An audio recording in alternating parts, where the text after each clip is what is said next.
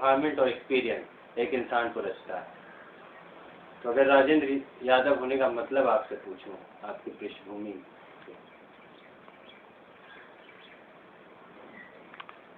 सही पूछा जाए, चालू कर दिया आपने? जी। तो मेरी कोई ऐसी साहित्यिक बचपन की बैकग्राउंड नहीं है।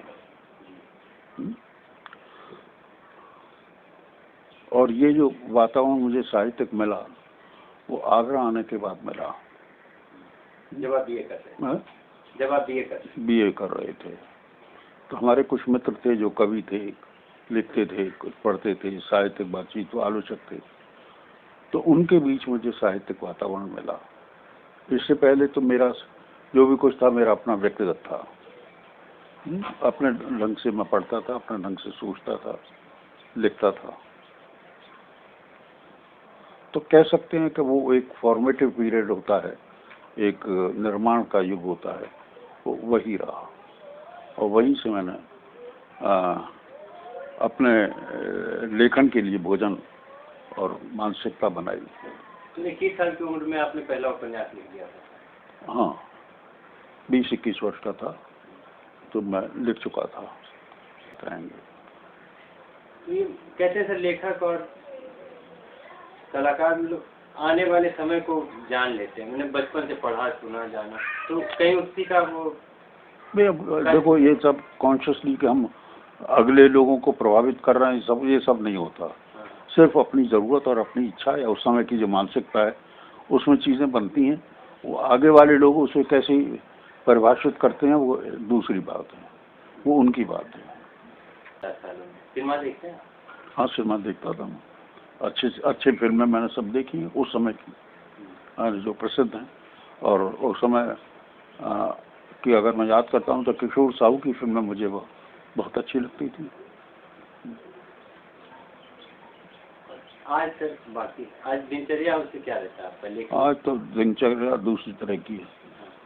शुरू से 50 साल से 40-50 साल से मैं सुबह जल्दी उठ जाता हूँ, 4:30-5 बजे। 5 बजे, 5:15 बजे या 5:30 बजे मैं मेज़ पर बैठ जाता हूँ और लिखना पढ़ना अपना जो भी करना हो, लिखना है, पढ़ना है, सोचना है, उसी समय करता हूँ। इसके बाद 7-8 बजे चाय वाय पी के ये दूसरे नहाना धोना शेव भी सब करके 8:30-9 बजे नाश्ता करता हूँ। फिर मैं 1 घंटे पर सोता हूँ और उसके बाद 1-8 घंटे में तैयारी वैयारी करके अक्षर चला जाता हूँ। ऑफिस सर काफी दिनों से नहीं गए? क्या ऑफिस बहुत दिनों से नहीं जा रहे? नहीं, इधर तो मेरी तबीयत खराब थी, ऑपरेशन था मेरा, इसलिए 3 महीने में बिस्तर पर ही पढ़ा रहा जैसे अब पढ़ा हूँ। और जो भी कुछ लिखा है बोल कर लिखा है। ये तो ऐसा असमर्थता काल है का समय था जिसको निकलने की कोशिश कर रहा हूँ। सर, आज मीडिया का जो हालात है, इलेक्ट्रॉनिक, प्रिंट, इसको कैसे देखते हैं? देखिए, इलेक्ट्रॉनिक मीडिया जिसे टीवी कहते हैं, चैनल्स, आपको मालूम है मैं 2 साल प्रसार भारती बोर्ड में रहा हूँ। जी। वहाँ से भी देखा है। 99-2001 99-2001 में थे। वहाँ से भी देखा मीडिया को जी। और अब भी देखता हूँ। बहुत असंतोषजनक, डिस्गस्टिंग, कहीं कोई अच्छी फिल्म या अच्छा कार्यक्रम देखने को नहीं मिलता है। एक ही कोई सूचना या नई बात मिल जाती है, सुबह से शाम तक उसको घसीटते हैं। अब जैसे आजकल निर्मल बाबा में गए तो हर चैनल निर्मल बाबा कर रहा है ना। इस आदमी कब तक देखे? उनका तर्क है कि हर वक्त आदमी टीवी नहीं देखता, जब आके देखेगा तो उसे मिल जाए। तो उनका तर्क ये हो सकता है, या उनका तर्क ये है कि एक खबर या एक घटना मिल गई, अब उसको घिसो सुबह से शाम तक। सिर्फ 3 चीजें आती हैं अखबारों में या इसमें, हत्या, आत्महत्या, रेप, लूट, यही 3-4 चीजें। इन्हीं को आप यानी जो आते हैं, जो आजकल चैनलों ने 100 खबरें देनी शुरू कर दी हैं। ये जो उसमें मसाला है वो डाला जाए। कहानी की, साहित्य की, सब किसी की कोई चिंता नहीं। तो यही टीवी में करोड़ों रुपए लगते हैं।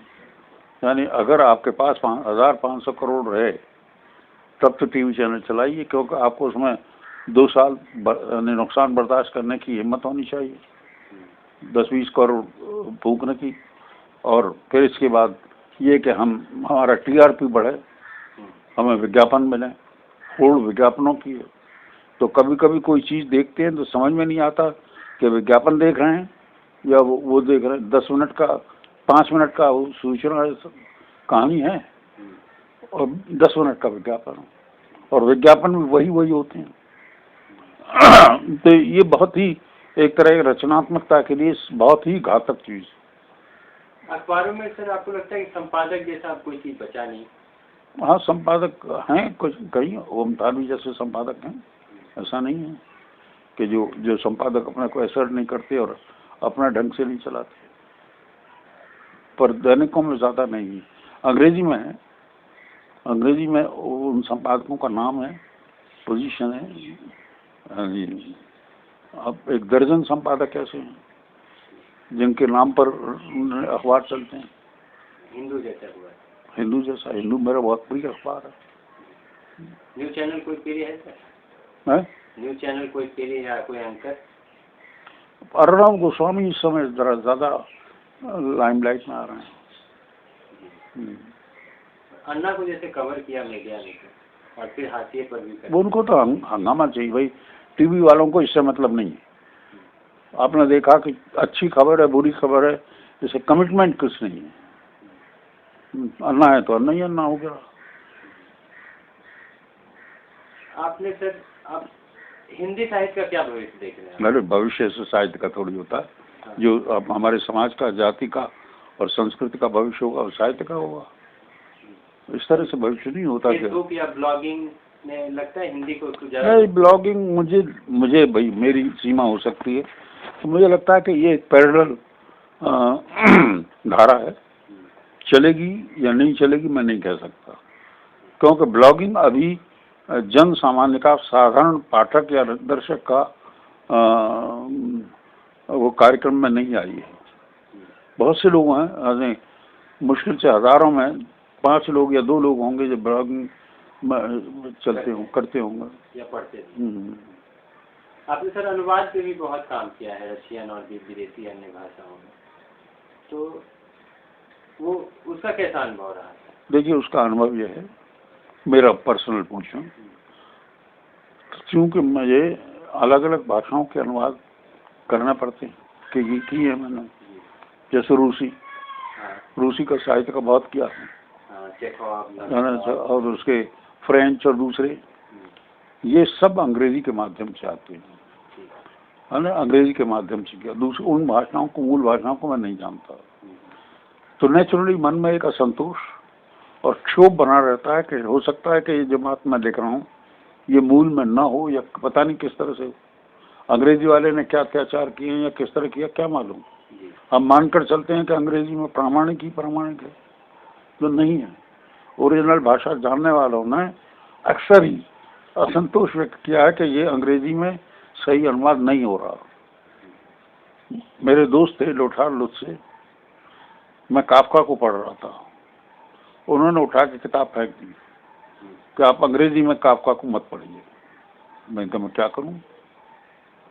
कि बोले ये लोग जो मूल भाषा की खूबसूरती है, अभिव्यक्ति है, या उसके जो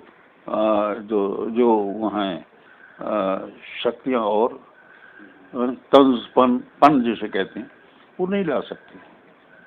उन्होंने एक उदाहरण दिया, कंट्री डॉक्टर उपन्यास है, कहानी है काफका की। तो डॉक्टर एक मरीज को देखने जाता है, तो उसका घाव जो है इस तरह का था, जो उसने लिखा है अंग्रेजी में कि it was like a flower. उसने कहा गलत है, जो मूल है वो ये कहता है कि it was smiling like a flower. घाव, तो जो घाव को लेकर इस तरह का एक मानसिकता व्यक्त कर सकता है, वो अनुवाद में नहीं है। तो अंग्रेजी से जो हम पढ़ते हैं तो हमें पता ही नहीं होता कि मूल ओरिजिनल क्या है। इसलिए मुझे इस स्तर पर ट्रांसलेशन मैंने हालांकि कोशिश की कि 2-3 अनुवाद मिला के, जैसे नाटक हैं, चेखव के नाटकों को 3 अनुवाद मिला के किया, अंग्रेजी के 3। फिर भी मैं श्योर नहीं हूँ कि मैंने उसके साथ न्याय किया, पर फिर भी कोशिश की है कि ओरिजिनल के निकटतम पहुँच सकूँ। ज़्यादातर लोग तो सीधे सीधे अनुवाद कर देते हैं। सर, आपने महिलाओं पे भी बहुत कुछ लिखा और इसके दोनों पहलू हैं। कुछ लोगों ने इसकी आलोचना भी, कुछ लोग कहते हैं कि इसको आपका अनुभव क्या रहा, आप किस दृष्टिकोण से देखते? देखिए, महिलाओं को मैं अलग से नहीं देखता। समाज का वो हिस्सा है जिसको जबान नहीं दी गई, जिसकी बात नहीं सुनी गई। जो सुना गया वो हमने उनके मुंह में डाला, हमने उन्हें सिखाया, वो हमारी कंडीशनिंग थी। तो दलितों के, महिलाओं का की जो बात मैंने की है, वो सब मिलाकर उन हाशिए पर पड़े हुए और बेज़बान लोगों की बात है। इसलिए महिलाओं को मैं अलग से नहीं देखता। हालांकि महिला हमारे, स्त्री हमारे जीवन 24 घंटे के जीवन का हिस्सा है, दलित नहीं है। दलित उस समय हिस्सा है जब हमें कोई काम हो या उससे संपर्क करना हो। सर, आदमी की नज़र में औरत, आज आपने जब लिखी थी तब की सोच और आज की सोच में कोई अंतर आया? नहीं, मुझे कोई खास अंतर नहीं लगा। मैंने जो पुरुष मानसिकता है उसको मैंने उसमें व्यक्त करने की कोशिश की है कि जो सामंती पुरुष का जो परिवार है वो सामंती बनावट है, सामंती कंस्ट्रक्ट है, और उसमें पुरुष होता है स्वामी, है ना।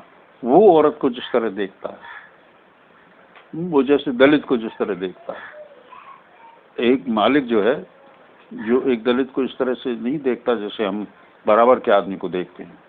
वो तो सारा अनपढ़ है, कंवार है और मतलब गधा है। कुछ मन में इस तरह का भाव है। ये हमसे नीची प्रजाति का कोई चीज़ है, जैसे कुत्ते बिल्ली होते हैं उनसे ज़रा ऊपर। सर, आज जो नए लोग आना चाहते हैं, पत्रकारिता करना चाहते हैं नए बच्चे, तो उनको क्या कहेंगे, किस सोच के साथ हुआ? वही देखिए, पत्रकारिता प्रोफेशन हो गया है। पहले कमिटमेंट था, अब इस तरह का कमिटमेंट वगैरह तो कुछ है नहीं। अगर होता भी है तो जो परिवेश है, वातावरण है इस पत्रकारिता की दुनिया का, वो उसे ढाल के वही बना देता है। और जो इस समय इन दबावों को के बावजूद उभरते हैं, वो सचमुच यानी बड़ी संकल्प शक्ति के लोग हैं। जी, 1 इंच मुस्कान, आपने उसके बारे में क्या बताऊं? आप दोनों लोगों ने लिखा और कैसे एक इकलौता उपन्यास है मेरे ख्याल से, लोगों के साथ कैसा अनुभव रहा था? 1 इंच मुस्कान अनुभव तो बहुत अच्छा रहा। अनुभव ये रहा कि हर खंड पर जो मैं लिखता था, मनु लिखती थी, तरह के रिएक्शन आते थे। मनु के ज़्यादा आते थे, धुआंधार आते थे, तारीफें आती। मुझे लोग बहुत ठंडे ढंग से देखते थे, तो मनु मुझे चिढ़ाती।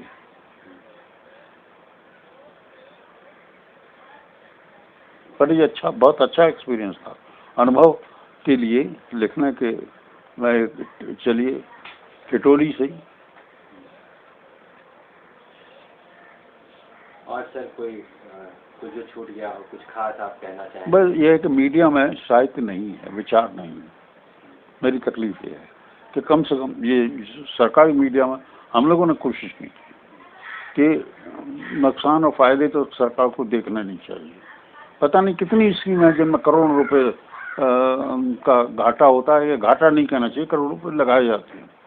सरकार का कर्तव्य है तो उसे ऐसे चैनल बनाने चाहिए एक आध, जो जहां आप घंटे भर कम से कम साहित्य देख सकें, संगीत देख सकें और दूसरी कलाएं देख सकें।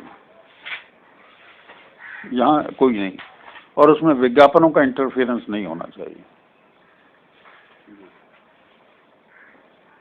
तो हमने कोशिश की थी। भाषा का क्या स्तर है सर? आप मीडिया में भाषा का जो स्तर, आप देखिए, एक बात है, मैं भाषा को लेकर बहुत परेशान नहीं हूँ। इसलिए कि जो भाषा के बहुत स्तर होते हैं। एक मीडिया की भाषा है, एक उससे बिल्कुल एक अलग अखबारों की भाषा है ना, एक बोलचाल की भाषा है, एक वो भाषा है जिसमें हम बात कर रहे हैं। तो एक भाषा का कोई एक स्तर तो नहीं होता, भाषा के तो बहुत स्तर होते हैं, तो उसका अलग स्तर है। उनकी चिंता सबसे ज़्यादा कम्युनिकेबल होने की है, इसके लिए कोई शब्द कहीं से भी ले सकते हैं, इसलिए वहाँ चिंता नहीं करनी चाहिए। और मैं मानता हूँ कि भाषा बिगड़ती कभी नहीं है, भाषा सिर्फ विकसित होती है, और जो नहीं गैर ज़रूरी चीज़ें वो अपने आप छट जाती हैं धीरे धीरे। पहले आपने देखा होगा कि अंग्रेजी के पूरे पूरे सेंटेंस देते थे, यानी अंग्रेजी शब्दों का बहुत गोलमेल था, अब बहुत कम हो गया। अब मुकेश कुमार जैसे लोग ज़रूरी तौर पर ही अंग्रेजी का इस्तेमाल करते हैं। एक चीज़ सर, आपने कहा कि मैं घूमने गया, कुछ देखा, उस पर कुछ कहानी लिख दिया, तो क्या प्रेरणा क्या रहा सर इसमें लिखने में? लिखने में अलग अलग अपने अनुभव, अपनी बात कहना, ये दूसरे से शेयर करना।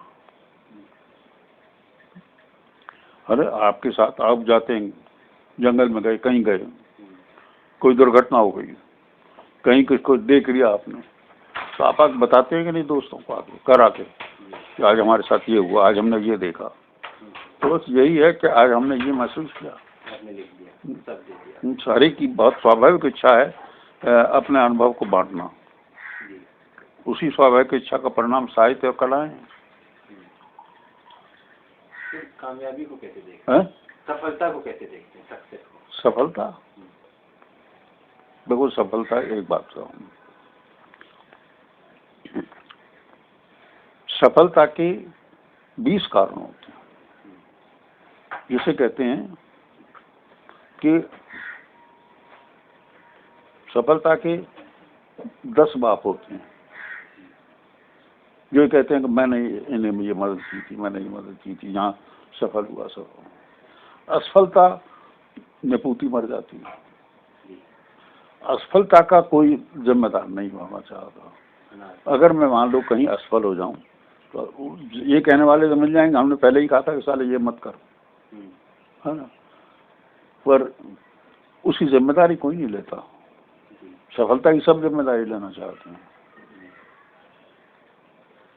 नहीं, सब श्रेय लेना चाहते हैं कि हमारी वजह से ऐसा हुआ, हम नहीं किया, हमने। आप किसी को श्रेय देंगे सर आज आपकी कामयाबी में? बड़ा मुश्किल है मेरी कामयाबी किसी एक व्यक्ति की। देखो ये मेरा सौभाग्य है और संयोग है कि मुझे लोगों का बहुत सहयोग और प्यार मिला है। वही मेरी शक्ति है, वही मेरी शक्ति भी है और जीवनी शक्ति भी है। वहीं से मुझे शक्ति मिलती है, मित्रों से, निकट वाले लोगों से, परिचितों से। और सर जिंदगी के प्रति क्या नजरिया है? जिंदगी में क्या हुआ? लाइफ के प्रति? लाइफ वाइफ बहुत बकवास बात है। हाँ। नहीं, इस पर लाइफ वाइफ पर नहीं बोलता हूँ। लाइफ में क्या कैसे मानो, जो ऊपर वाले को यकीन है? ना, कोई यकीन नहीं। ऊपर वाला क्या, ये तो ये जिससे कहते हैं, अंग्रेजी में एक शब्द है एरो इन द ब्लू। आसमान में छोड़ा हुआ तीर है, जितनी दूर चला जाए हाँ वहीं तक जिंदगी।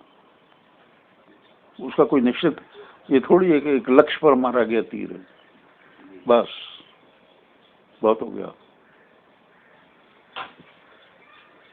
खत्म, दर्द कर दो यार। ठीक है सर। तो दोस्तों ये थी राजेंद्र यादव जी से मेरी बातचीत। मैं अपने आप को सौभाग्यशाली मानता हूँ कि उनसे ये बातचीत करने का मुझे मौका मिला, और आज YouTube के ज़रिए आप सब ये सब सुन पा रहे हैं। आज वो इस दुनिया में नहीं है, लेकिन उनकी लिखी रचनाएं हमारे साथ हैं। और राजेंद्र यादव जैसे लोग कभी मरते नहीं हैं, वो हमेशा अपनी रचनाओं से हमारे बीच मौजूद रहते हैं। शुक्रिया।